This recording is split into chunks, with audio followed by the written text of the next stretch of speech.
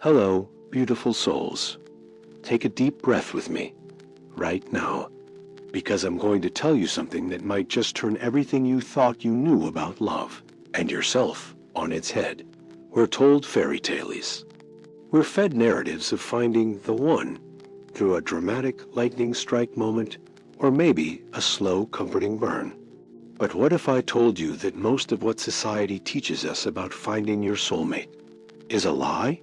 A beautiful, romantic lie, yes, but a lie nonetheless.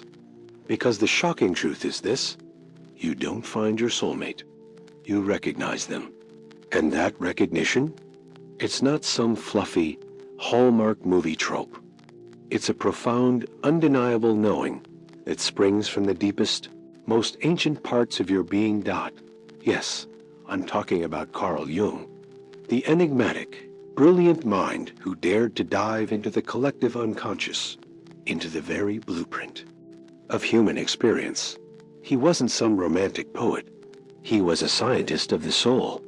And what he uncovered about our profound connections, it's revelatory. Think about it. How many times have you chased a feeling, a spark, only to find it fizzle into ash? How many relationships began with fireworks and ended in silent resentment? We've all been there. We've all felt that ache, that question. Is this it? Is this really it? Jung gives us a map. He tells us that the person who is truly meant for you isn't some external ideal you sculpt in your mind, some perfect checklist. No, they are a mirror, a profound reflection of something deeply embedded within you. He spoke of the Anima and the Animus. These aren't just pretty words. They are the archetypal feminine image in a man's unconscious and the masculine image in a woman's. They are the other half of our psychological wholeness, projected outwards. And when you encounter someone who resonates with that internal image, that deep, innate blueprint, it's not just attraction. It's a fundamental alignment. It's a knowing that bypasses words, bypasses logic, and settles deep in your bones. It's the sense that, oh, there you are. It's the feeling of coming home to a place you didn't even realize you'd been searching for. A sense of immediate, effortless ease. A recognition that echoes from a time before time. And you will know. Not because someone told you, not because they check all the boxes, but because your very soul whispers, or perhaps shouts, yes, this isn't about weakness or codependency. In fact, it's quite the opposite. True recognition, Jungian soul. Recognition can only truly happen when you are walking the path of individuation. What is individuation? It's becoming truly yourself. It's integrating all parts of you, your light, your shadow, your strengths, your vulnerabilities, into a cohesive, authentic whole. Because here's the paradox. The less you need someone to complete you, the more truly you can recognize. The one who resonates with your completed self. You're not looking for a savior. You're looking for an equal. A companion on the journey of your own becoming. As Seneca profoundly reminds us, if a man knows not to which port he sails, no wind is favorable. And how can you know your port if you don't know yourself?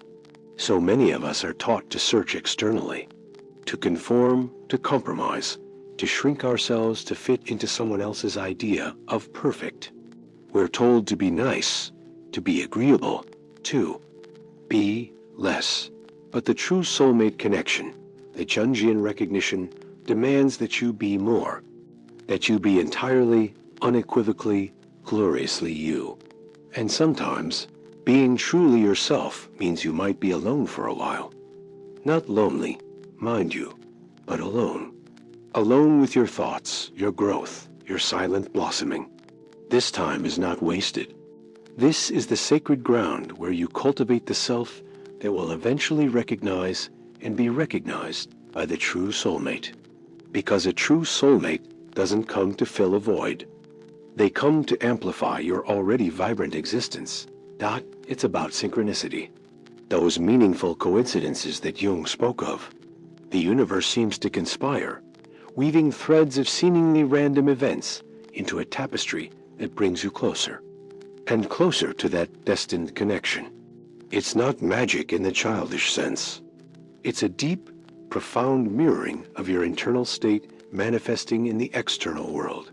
You attract what you are, and when you are truly aligned with your deepest self, you attract a connection that mirrors that alignment.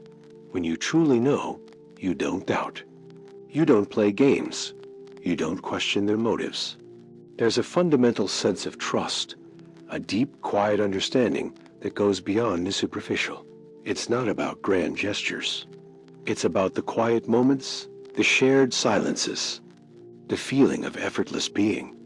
And sometimes that knowing can feel uncomfortable, because a true soulmate isn't always comfortable.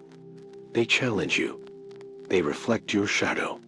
They push you to grow, to confront your fears, to heal old wounds. This isn't a passive relationship. It's an active partnership in mutual individuation. It's a love that calls you to be the highest, most authentic version of yourself. So, how do you cultivate this knowing? How do you prepare yourself for this profound recognition? It starts with you, always with you. Dive deep into your own psyche. Understand your own anima or animus. What qualities do you project onto others? What parts of yourself have you disowned? What are your true values beyond what society dictates? Spend time in self-reflection. Meditate, journal, go to therapy. If you need to, confront your patterns, heal your traumas. Because every step you take towards becoming whole, towards becoming individuated, is a step closer to recognizing the soul that truly mirrors your own. This isn't about waiting passively. It's about active participation in your own destiny. It's about cultivating the inner landscape so that when that external mirror appears, you are ready. You are open. You are capable of receiving and giving a love that is truly profound, truly authentic, truly destined. Because when someone is truly meant for you, you will know. Not with a shout from the rooftops, but with a whisper from the soul. A deep, quiet, undeniable knowing. It's the universe and your own deepest self saying, "Welcome home." And that, my dear friends, is a love worth waiting for. A love worth becoming for. If this resonated with you, if it sparked something deep inside, please consider hitting that like button. It truly helps this message reach more incredible women like you. And if you want to continue this journey of self-discovery and profound connection, subscribe to the channel and join our beautiful community. We're just getting started. Until next time, keep exploring, keep becoming, and trust that profound knowing within you. You are more powerful, more capable, and more loved than you can possibly imagine.